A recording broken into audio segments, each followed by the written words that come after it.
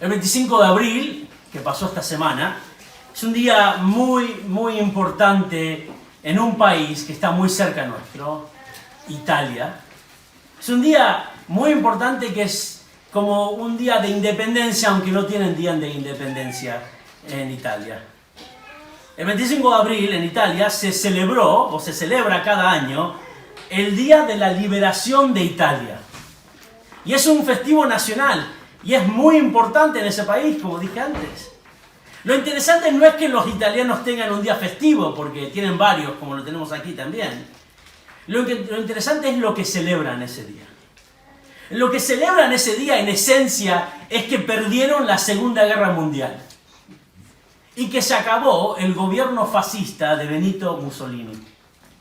Cuando pensamos en la Segunda Guerra Mundial, no nos damos cuenta a veces que los italianos que estaban peleando junto con los alemanes y los japoneses, tenían un grupo muy grande en su país que estaba peleando en su contra, en contra del gobierno. Estaba peleando a favor de los aliados. Algo que parece totalmente surrealista, ¿verdad? Quizás difícil de creer, pero es así. Hubo como un cambio de sentido en ese país, que la pérdida de una guerra, algo totalmente humillante para el resto del mundo, para ellos ahora es una de las fiestas más importantes del país. Algo muy parecido pasa en los dos capítulos que vamos a ver esta tarde. Vamos a ver cómo las cosas en el tiempo de Esther cambian de tal forma que aquellos que eran los opresores terminan siendo oprimidos. Los jueces terminan siendo juzgados. Los condenados terminan siendo absueltos y condenan a otros. Y los desvalidos tienen todas las ventajas. Y dentro de todos esos cambios, dentro del cambio de sentido, vamos a ver que Dios orquesta todo para hacer su voluntad. Estamos estudiando el libro de Esther.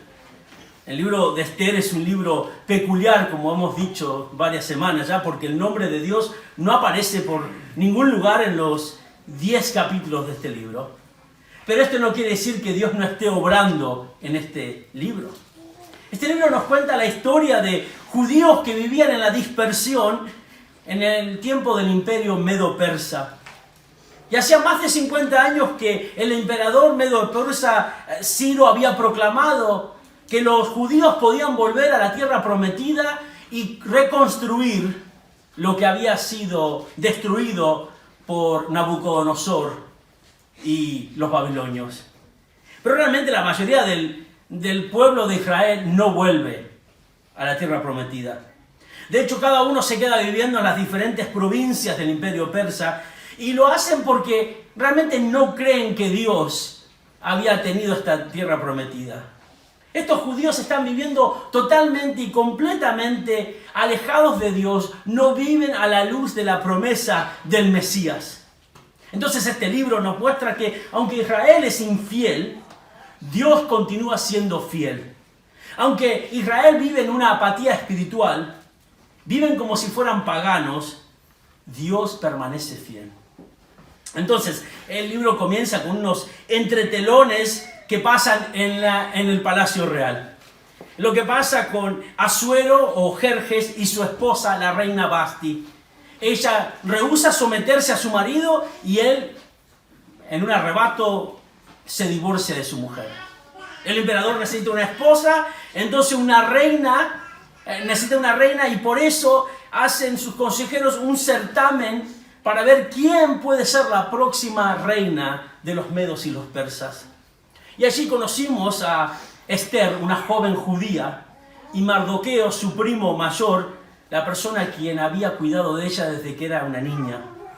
Esther entra en este grupo de mujeres e inmediatamente halla gracia delante de todas las personas allí.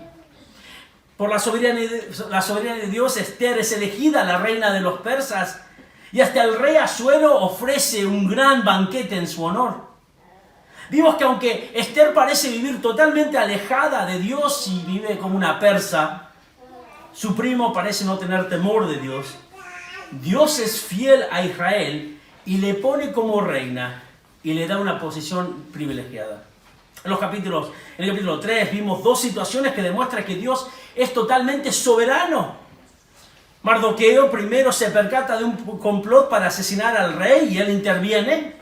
Y al mismo tiempo vemos como un hombre que se llama Amán, es un enemigo de los israelitas, maquina un plan para aniquilar a todos los judíos que viven en todo el imperio. Y hasta le pide al rey que haga un edicto, mientras que a Amán le va a pagar una suma de dinero increíble. Entonces Asuero y Amán echan suertes. Y los dados, o como le llaman el pur, cae casi un año después, 11 meses después, y todos los judíos van a ser aniquilados. En el capítulo 4 se nos muestra qué ocurrió después de que salió este edicto. ¿Qué pasó? ¿Cómo reaccionó Asuero? ¿Cómo reacciona la gente alrededor? Vemos cómo reaccionó especialmente Mardoqueo. Él se viste de luto y comienza a dar voces y va a buscar a su prima Esther y le pide por medio de mensajeros que ella interceda. Pero Esther tiene miedo. Ella sabe que si interviene delante del rey o se presenta delante del rey sin decir nada, puede que sea ejecutada. Pero Esther decide ir, sabiendo que quizás esto le va a costar la vida, pero le dice a Mardoqueo que ayune por 3 días. Y en los capítulos 5 y 6 podemos ver lo que pasó después de esos 3 días de ayuno. Esther se presenta delante del rey y obtiene gracia delante del rey y le invita al rey, Asuero y a Amán, a un banquete. Los dos van a tener un banquete con ella y ella les va a desvelar qué quiere, qué necesitaba. Pero ella les invita a un segundo banquete. Así que, imaginaros, esta persona Amán que odiaba a los judíos ahora se siente invencible y hasta sale del palacio real y se encuentra con Mardoqueo, a quien odiaba. Y después de recibir consejos de sus amigos y de su mujer, decide que sus trabajadores preparen una horca para empalar a Mardoqueo. Mientras todo esto pasa, mientras los trabajadores estaban trabajando en esta horca, vimos también que el rey tenía insomnio ese día, esa noche. No puede dormir. Y justo le leen lo que había pasado, las crónicas del rey de los últimos meses. Y justo esa noche tocaba la historia de cómo Mardoqueo había evitado que le asesinaran. Entonces el rey quiere honrar a Mardoqueo y utiliza el consejo de Amán para honrarle de tal forma que Amán vuelve a casa totalmente deprimido. Y su esposa le dice algo que nosotros ya lo sabíamos de antes. Su esposa le dice, si Mardoqueo es judío, entonces no vas a poder contra él. Pero todavía el pueblo de Israel está condenado. Todavía esta horca está esperando a Mardoqueo. Y en el capítulo 6 nos deja con un poco de suspense. Amán va a ir a un segundo banquete que la reina va a ofrecer. Y va con el rey, van a estar los 3 solos. Y nos deja ese capítulo con qué pasará. Y lo dejamos ahí la última vez que vimos la historia de Esther. Hoy vamos a ver los capítulos 7 y 8. Y lo que vamos a ver en estos capítulos es que hay otro giro total en esta historia. Un giro, una vez que hay un cambio de rumbo en la historia, que es más dramático que el que vimos hace un par de semanas atrás. Y le vamos a llamar en el capítulo 7 la caída libre de Amán. La caída libre de Amán. Mirad lo que dice el versículo 1 y 2. Esther 7:1 dice, y el rey y Amán fueron al banquete a beber el vino con la reina Esther. También el segundo día, mientras bebían vino en el banquete, el rey dijo a Esther, ¿cuál es tu petición, reina Esther? Te será concedida. ¿Cuál es tu deseo? Hasta la mitad del reino se te dará. Al final del capítulo 6, ¿os acordáis que mientras Amán estaba totalmente deprimido por lo que había tenido que hacer, demostrarle honra a Mardoqueo, mientras que este judío, Mardoqueo, no le mostraba deferencia a Amán? Vimos que la misma esposa le había dicho, mira, si este hombre es judío, este Mardoqueo, ¿no vas a poder contra él? Vemos que justo en ese tiempo los eunucos del rey vienen a buscarle para ir a este segundo banquete. La reina Esther había invitado a 2 personas solamente, al rey y al primer ministro. Era un banquete íntimo y quizás Amán pensaba, bueno, espero que mi suerte cambie aquí. Espero que las cosas me vayan como tienen que ir. Entonces cuando llegan a este banquete, vemos que están en la parte del vino, dice el versículo 1 y el versículo 2. Algunos comentaristas piensan que este banquete era solamente un banquete de vinos, como un tapeo. Pero realmente aquí, en ese tiempo, la parte del vino sería como la parte del café para nosotros. Ya habían comido, estaban tomando ahora el postre y tomando un café, y en vez de tomar un café, tomaban vino. Entonces justo, y esto es lógico porque estaban de sobremesa ahora, y justo empieza y le trata de sonsacar, le trata de preguntar a Asuero, a su esposa, ¿cuál es tu petición? Ya hemos comido 2 veces, ahora estamos bebiendo, ¿cuál es tu petición, Esther? Asuero hace lo mismo y le dice, como en los capítulos anteriores, le ofrece hasta la mitad de su reino. Es una exageración, una hipérbole. Pero lo que le está diciendo es, seguro que puedo complacer tu deseo. Mirad lo que pasa en el versículo 3 y 4. Respondió la reina Esther y dijo, si he hallado gracia ante tus ojos, oh rey, y si le place al rey, que me sea concedida la vida según mi petición y la de mi pueblo según mi deseo. Porque hemos sido vendidos, yo y mi pueblo, para el exterminio, para la matanza y para la destrucción. Y si solo hubiéramos sido vendidos como esclavos o esclavas, hubiera permanecido callada, porque el mal no se podría comparar con el disgusto del rey. Ahora, vemos la petición de Esther. Primero ella le cuenta lo que está sucediendo. Y le dice a Asuero, si he hallado gracia ante tus ojos. Oh rey, si le place al rey. Esther conoce a su marido, conoce al monarca y sabe que lo último que puede hacer ella es asumir que él le iba a conceder cualquier deseo. Aunque ella no estaba en el palacio todavía, seguro que se había enterado de lo que le había pasado a su predecesora Vasti. Por eso vemos aquí que Esther procede con cautela, pero procede segura. Y le dice realmente que quiere que le conceda la vida, que le perdone la vida a ella y a su pueblo. El escritor de Esther no nos dice nada si Asuero se había dado cuenta o no que la reina lo que le había pedido, ni tampoco vemos que Amán se había dado cuenta. Lo más probable es que ellos no se habían dado cuenta que Esther era judía, ni que estaba intercediendo por los judíos. Pero ella continúa, el versículo 4, dice, porque hemos sido vendidos yo y mi pueblo para el exterminio, para la matanza y para la destrucción. Ahora, la situación es más seria. Hay un pueblo que está a punto de ser exterminado. Y con este pueblo, Esther, la reina, iba a ser exterminada ella misma. Mirad la palabra que utiliza, fuimos vendidos. Aquí Esther está haciendo alusión al trato que había entre Amán y el rey, donde Amán le ofrece pagar una suma de dinero exorbitante por el exterminio de los judíos. Y también esa palabra quiere decir entregados. Fuimos entregados, no solamente fuimos vendidos monetariamente, sino que fuimos entregados para ser ejecutados en el futuro cercano. Y termina Esther aquí su petición con un ruego. Dice, si solo hubiéramos sido vendidos como esclavos o esclavas, hubiera permanecido callada, porque el mal no se podría comparar con el disgusto del rey. Esther le dice, mira, si hubiésemos sido vendidos como esclavos, yo no hubiese dicho nada.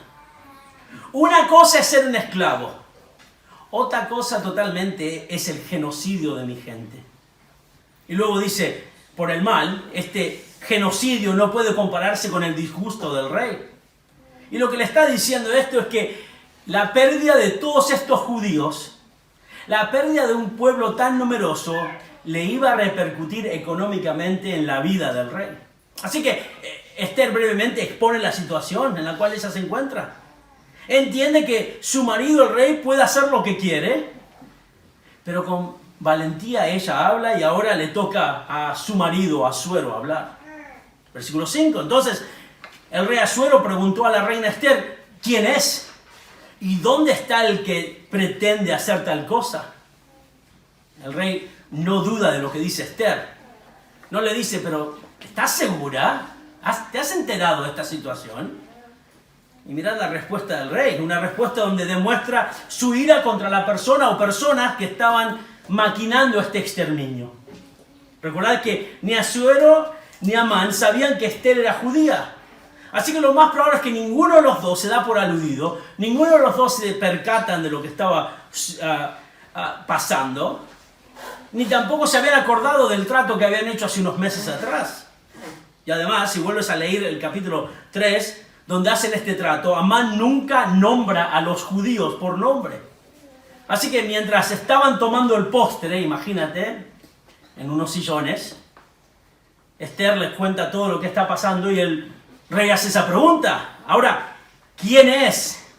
¿Dónde está este hombre que pretende hacer tal cosa?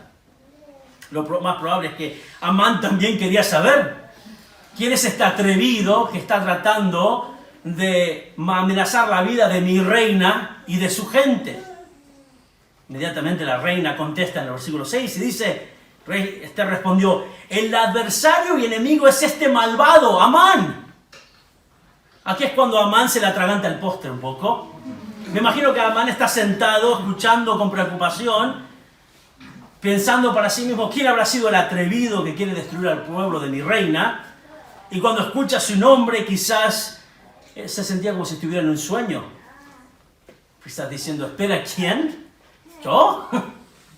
Inmediatamente se da cuenta de lo que está sucediendo y responde como tendría que responder. Se pone pálido de miedo. Mirad la segunda parte del versículo 6, donde dice que entonces Amán se sobrecogió de terror delante del rey y de la reina. Amán, sorprendido, ahora está aterrado. Esther con un par de palabras da a conocer su pueblo, su etnia. Y ahora el rey y Amán saben que ella es judía.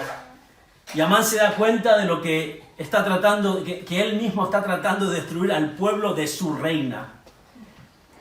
Me imagino que quizás también se le había pasado por la cabeza lo que su mujer le había dicho en el capítulo 6, versículo 13 de Esther.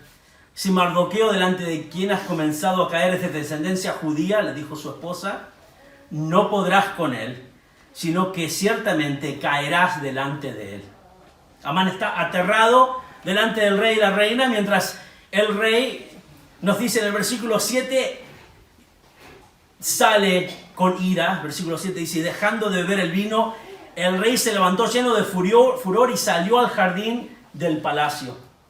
El rey sale del recinto, en ira se va hacia el jardín, y nos dice al versículo 7 que se levantó lleno de furor. Ha habido muchas conjeturas por lo cual personas han dicho por qué se levantó el rey. Lo más sensato es que vemos que era una persona iracunda. En el capítulo 1 vemos su reacción ante Vasti, cuando Asuero realmente no toma la mejor decisión y lleno de ira hace lo que hace con su esposa. Y aquí hace lo mismo. Quizás percibe algún tipo de engaño por lo que le había dicho a Amán. Le hizo firmar este edicto, le había dado el anillo para que él haga lo que quisiera. Pero cuando sale el rey en ira, Amán se queda. Segunda parte del versículo 7. Pero Amán se quedó para rogar por su vida a la reina Esther, porque vio que el mal había sido determinado contra él por el rey. Amán era la mano derecha del rey y le conocía muy bien. Él sabía lo que le esperaba y por ello decide que en vez de ir tras el rey, el jardín real, no fue a buscarle, sino que se queda para hablar con la reina y rogar por su vida. Versículo 8. Cuando el rey volvió del jardín del palacio al lugar donde estaban bebiendo el vino, Amán se había dejado caer sobre el lecho donde se hallaba Esther. Mirad aquí que Amán justo se arrodilla sobre el lecho donde estaba Esther.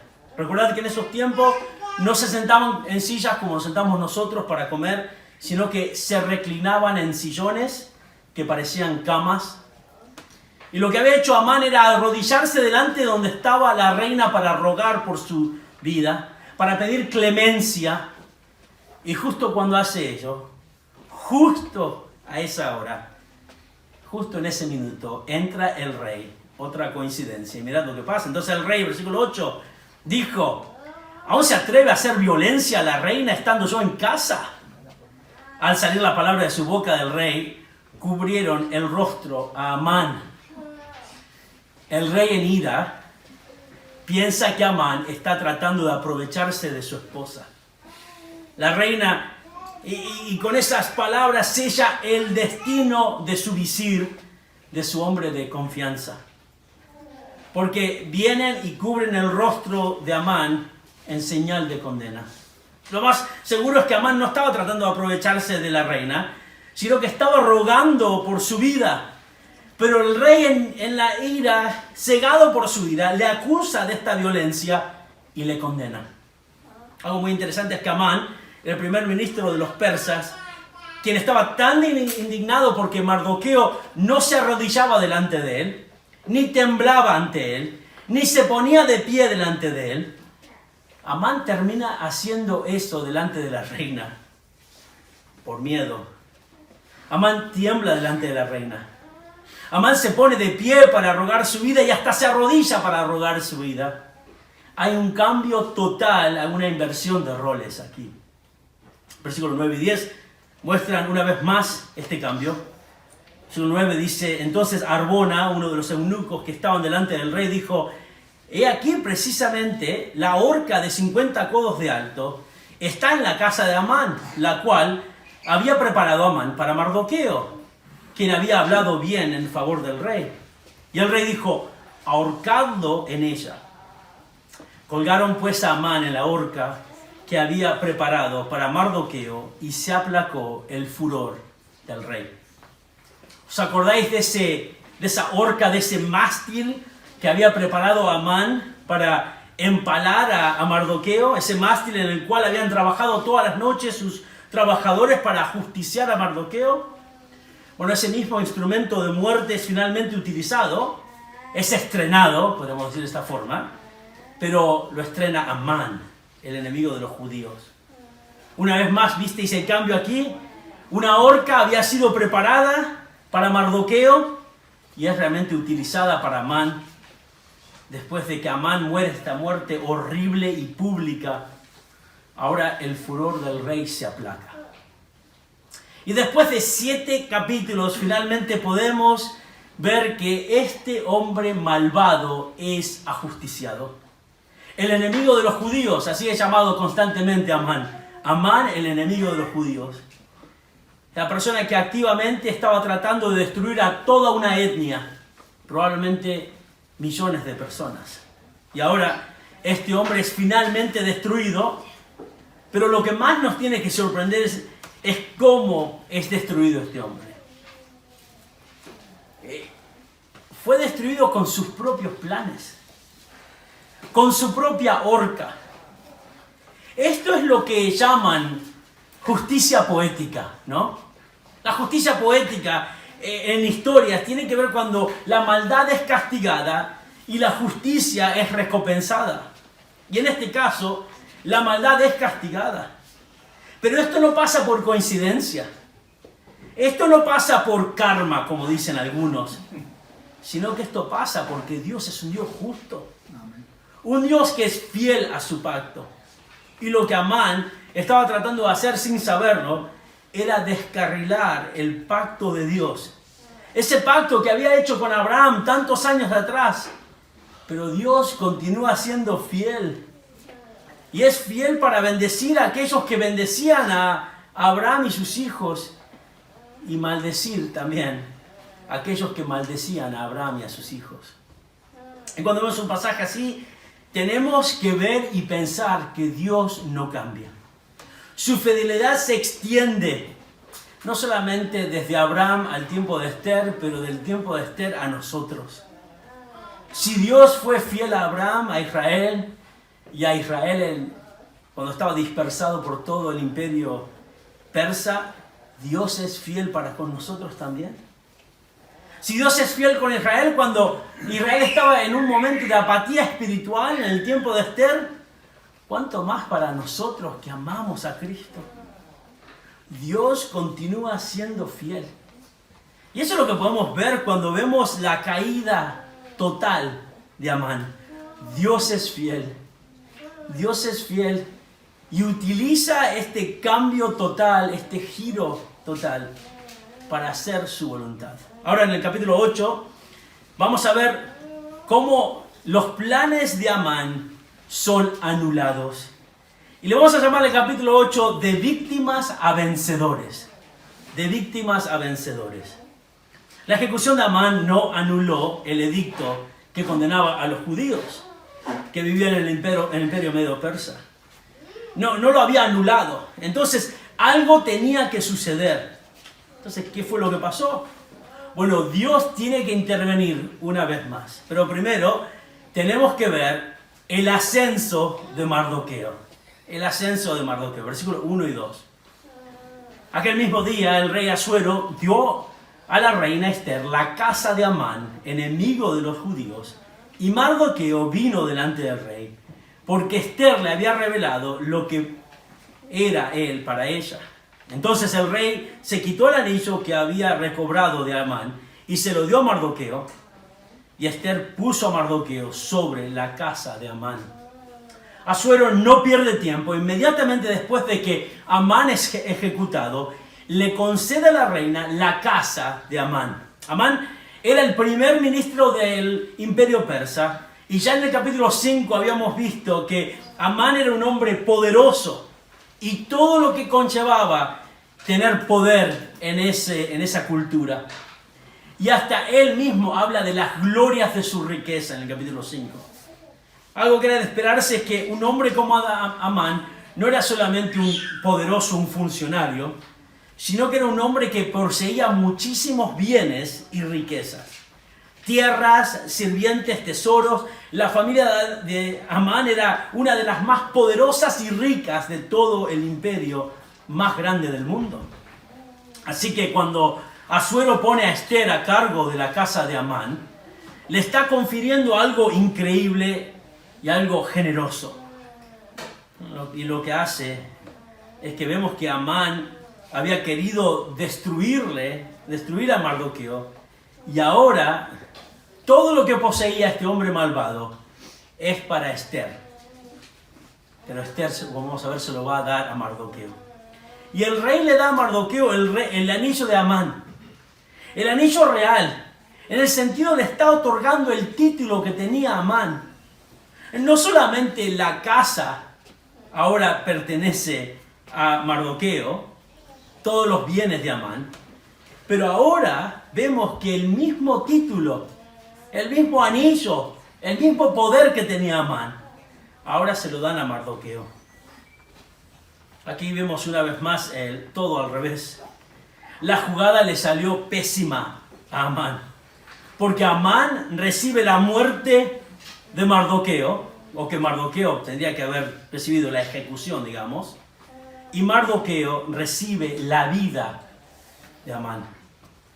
Mardoqueo es ascendido, se le da la vida de Amán, pero los judíos todavía siguen condenados al exterminio, porque no había sido detenido todavía este exterminio. Así que en los versículos 3 al 6 vemos la intercesión de Esther, Aunque la vida de Mardoqueo había cambiado y Amán había sido ajusticiado, Esther todavía sabe que tiene que hacer algo, así que se arma de valor y una vez más va delante de su marido, el rey. Versículo 3. Esther habló de nuevo delante del rey, cayó a sus pies llorando, le imploró que impidiera los propósitos perversos de Amán Agageo y el plan que había tramado contra los judíos. Esther viene delante del rey y dice el versículo 3 que cae a los pies del rey llorando. Esto no es melodrama, Esther no está siendo dramática, sino que sabe que tiene que intervenir, si no sus hermanos los judíos van a perecer. Versículo 4, extendió el rey hacia Esther el cetro de oro, y Esther se levantó y se puso delante del rey. Y Esther una vez más halla gracia delante del rey, y él le extiende su cetro como para favorecerle. Y Esther se pone de pie delante del rey. Mirad versículos 5 y 6. Y dijo: si le place al rey y si ha hallado gracia delante de él, si el asunto le parece bien al rey y soy grata ante sus ojos, que se escriba para revocar las cartas concebidas por Amán, hijo de Amateda, Agageo, las cuales escribió para destruir a los judíos que están en todas las provincias del rey.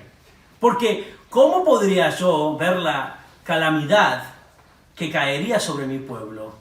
¿Cómo podría yo ver la destrucción de mi gente? Esther comienza su petición mostrando deferencia al rey. Y tiene una delicadeza especial esta mujer porque sabe con quién está lidiando. Y mirad en el versículo 4, en el versículo aquí que vemos, en el versículo 5 vemos aquí estas 4 declaraciones de deferencia al rey. Mirad lo que les dice: si le place al rey, si ha hallado gracia delante de él, si el asunto le parece bien al rey, y yo soy grata ante sus ojos. Todo este preámbulo para poder explicarle al rey que su petición era algo muy importante.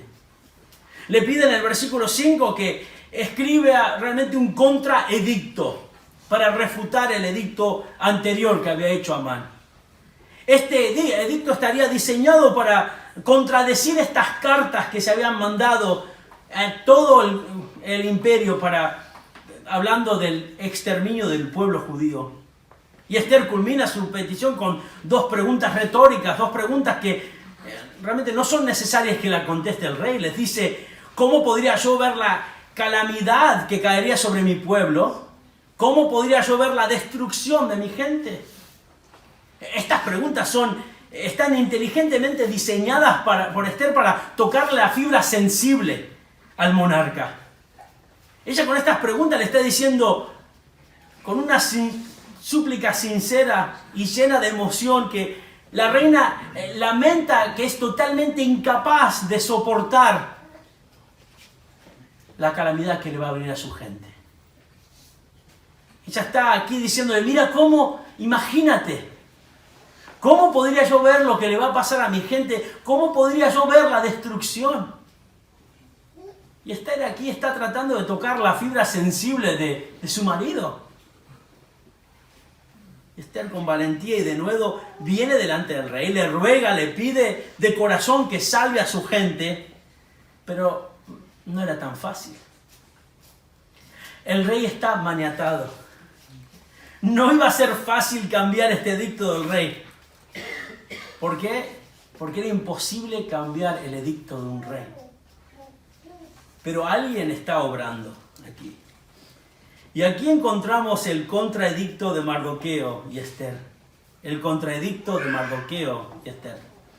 Esther es totalmente convincente en su ruego. Pero ella sabe lo que el rey le iba a decir. Ella sabe que el rey le iba a decir que todos sus edictos eran irrevocables, inapelables, porque después de todo era el rey quien los había hecho. En ese tiempo al rey se lo veía como alguien infalible, como un tipo de Dios. Mirad cómo le responde Asuero en los versículos 7 y 8. Entonces el rey Asuero dijo a la reina Esther y al judío Mardoqueo: he aquí, he dado a Esther la casa de Amán, y a él han colgado en la horca porque extendió su mano contra los judíos. Vosotros pues escribid acerca de los judíos como os parezca bien, en nombre del rey, y selladlo con el anillo del rey. Porque un decreto que está escrito en nombre del rey y sellado con el anillo del rey no puede ser revocado. El rey primero les recuerda a la reina y a Mardoqueo lo que ya había hecho, que le había dado la casa de Amán, que había ejecutado al enemigo de los judíos, y ahora añade algo más. Ahora les va a dar la libertad para escribir otro edicto. Pero este edicto no podía contradecir o revocar o oponerse ni desmentir el edicto de Amán. Porque ese edicto de Amán era el edicto del rey. y había sido firmado por el rey. Así que imaginaros si el rey cambia de idea cada 3 meses y es infalible, entonces ¿cuál de los 2 edictos tenemos que seguir? Entonces el rey les da el anillo y les da la potestad para escribir otro edicto. Pero tiene que ser escrito este edicto de tal forma que no invalide la otra promulgación, la otra ley. Entonces, inmediatamente Mardoqueo y Esther comienzan a trabajar para escribir este contraedicto. Una ley que le pueda salvar la vida a los judíos. Mirad el versículo 9 y 10. Fueron llamados los escribas del rey en aquel momento, en el mes tercero, es decir, el mes de Sivan, en el día 23, y conforme a todo lo que ordenó Mardoqueo, se escribió a los judíos, a los sátrapas, a los gobernadores y a los príncipes de las provincias que se extendían desde la India hasta Etiopía. 127 provincias, a cada provincia conforme a su escritura, y a cada pueblo conforme a su lengua, y a los judíos conforme a su escritura y su lengua. Y se escribió en el nombre del rey Asuero, y se selló con el anillo del rey, y se enviaron las cartas por medio de los correos a caballos, que montaban en corceles engendrados por caballos reales. El autor, antes de decirnos, porque le encanta el suspense al autor, antes de decirnos qué decía este edicto, nos brinda información de que este edicto iba a ser traducido y proclamado por todo el imperio persa. Y hasta nos cuenta qué tipo de caballos iban a llevarlos en el correo de ese tiempo. Ahora, ¿qué decía el edicto? Versículos 11 y 12.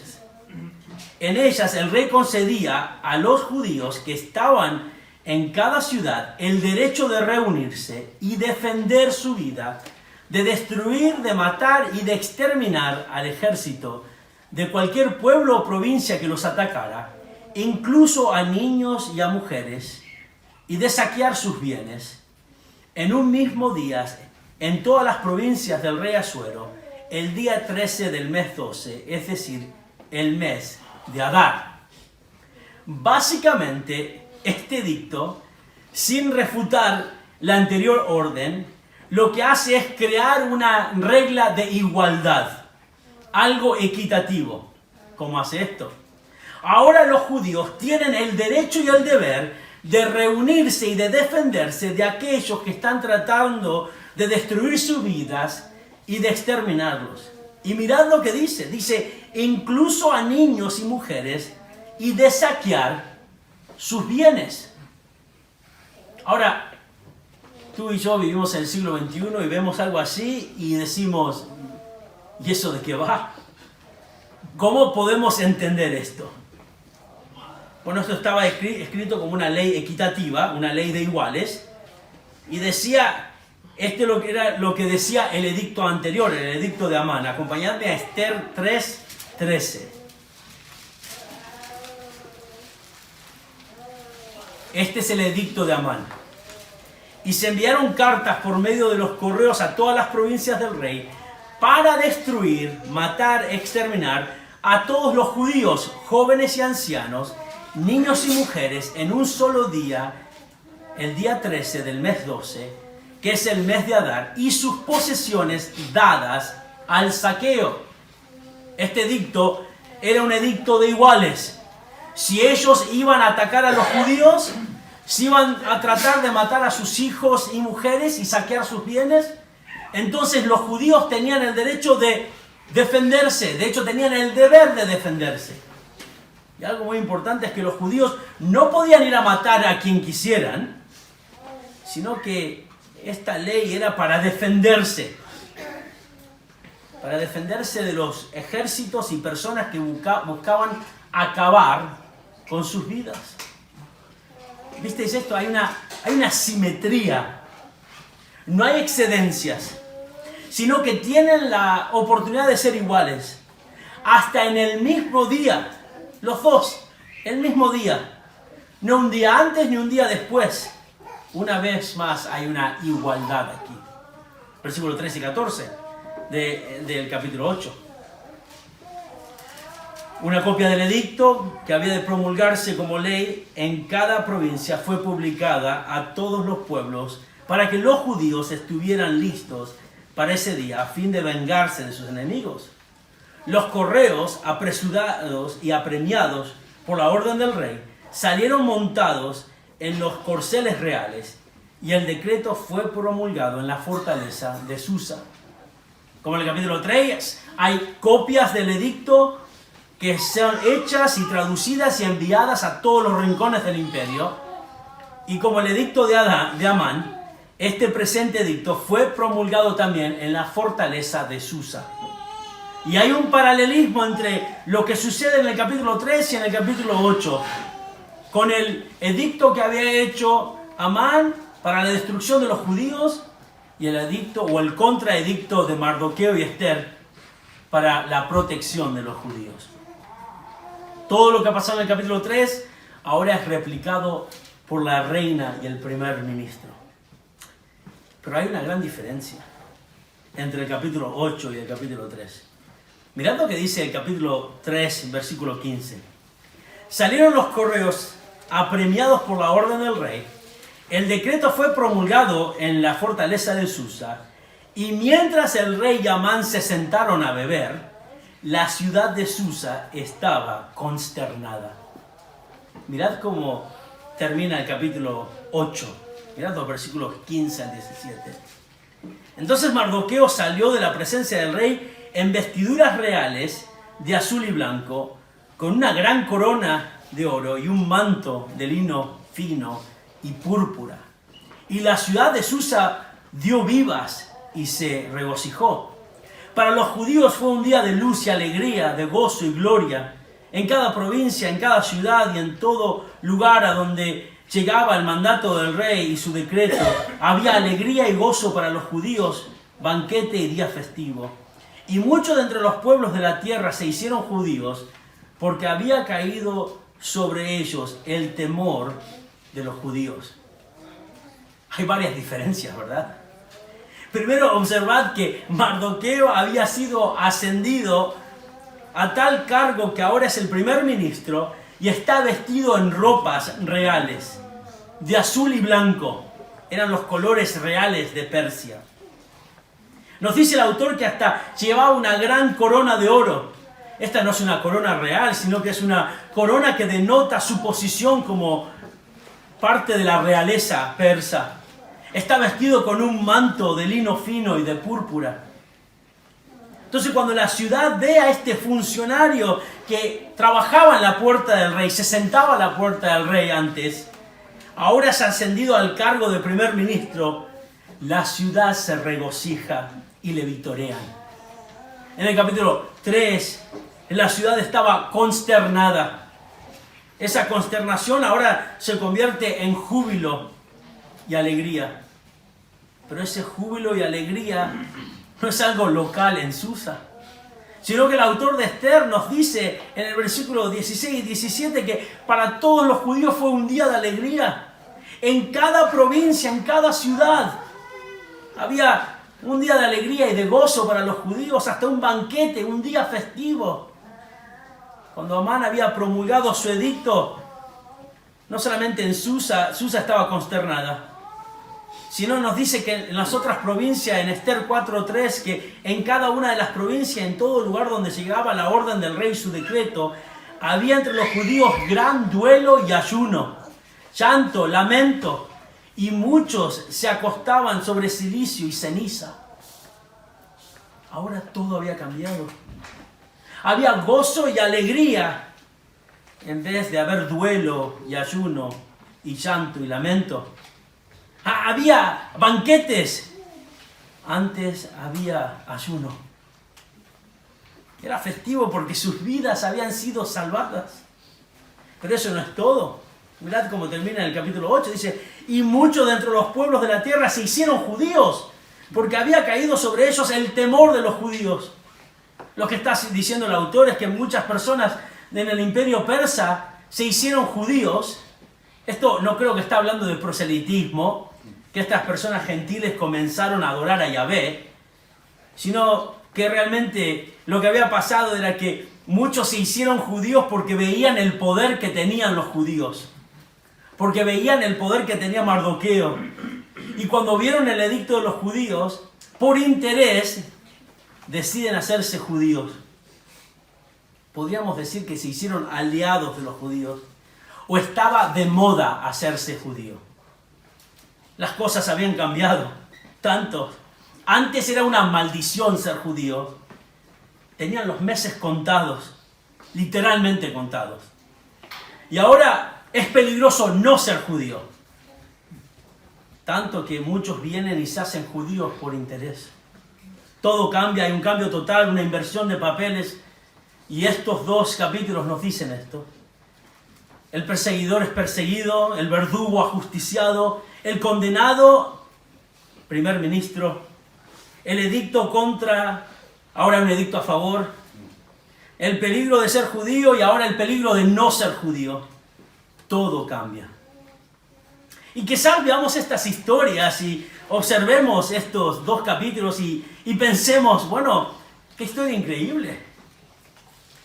Mira las casualidades, cómo pasan estas cosas. Miran los giros totales de esta historia.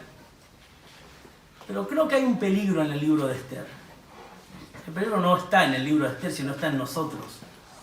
Que cuando leemos un libro de Esther, que es una joya, que veamos y lo leamos como un libro de coincidencias y giros casuales. Y no veamos al Señor obrar y hacer su voluntad. El autor de Esther realmente escribe una joya literaria, pero tenemos que ir detrás de lo que estaba pasando. Hay una mano invisible que está obrando para hacer su voluntad. Dios está haciendo todo lo posible, soberanamente hablando, para hacer su voluntad.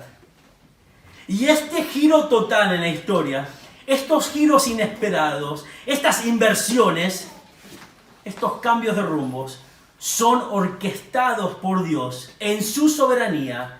¿Para qué? Para cumplir sus promesas. Para cumplir una promesa que había hecho tantos años atrás, una promesa que le había hecho una serpiente.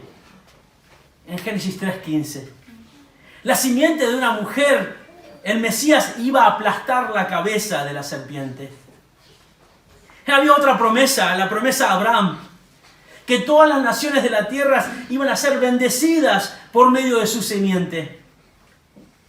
Y había otra promesa, la promesa a David, que iba a sentar a uno de sus descendientes en su trono y que su reino no iba a tener fin.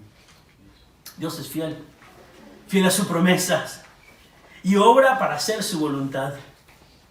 Pero dejadme deciros, hay otro giro de circunstancias.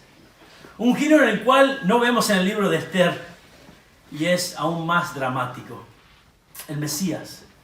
El Mesías vino a este mundo, Dios se encarnó, vivió como nosotros, vivió como un humano y en su humanidad Jesús tuvo las mismas necesidades que nosotros.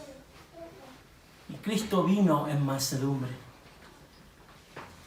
Cristo vino y el mundo hizo lo que quiso con él. Pero el giro de circunstancias es que Cristo, Jesús, después de morir y resucitar y ascendió a los cielos donde se le fue dado un nombre sobre todo nombre, ese mismo Jesús va a regresar. Sí, va a regresar a por su iglesia, pero también va a regresar para juzgar a los vivos y a los muertos. Y ese mismo Jesús, quien vivió en humildad, quien entró a Jerusalén en un pollino, vendrá y declarará la guerra a sus enemigos. Y si estás aquí y no conoces a Cristo, y si estás aquí y no le sigues, y estás aquí y no te has arrepentido, entonces esto te tendría que traer pánico. Dios hará justicia. Pero si conoces a Cristo y estás aquí, ese día es el día que anhelas, porque ese día no te traerá pánico, sino que va a ser el día de una justicia verdadera. Si estás en tus pecados todavía, hoy es el día de salvación. Hoy es el día donde puedes venir a Cristo, arrepiéntete, ven a Él. Y dice la palabra de Dios que Él te perdonará y serás adoptado en su familia y te librará de la ira venidera. Ven a Jesús esta tarde. Dios es un Dios fiel a su palabra. Lo fue en el tiempo de Abraham, lo fue en el tiempo de Esther y lo es ahora mismo. Nuestra respuesta a un pasaje como lo que vimos esta tarde es confiar en Dios. Es poner nuestra confianza en Él y estar agradecidos por su soberanía. Pase lo que pase en tu vida, Dios es soberano. Y si realmente creemos esto, eso trae solaz a nuestras vidas. Oremos. Señor, gracias por tu palabra. Gracias porque podemos confiar en ti. Gracias porque eres un Dios soberano. Señor, oro por aquellos que están aquí que quizás no te conocen. Oro para que puedas tocar los corazones y puedas obrar para salvación. Oro quizás por aquellos que están aquí y están desanimados. Señor, que tu Espíritu animes los corazones, Señor, para tu gloria. En el nombre de Jesús. Amén.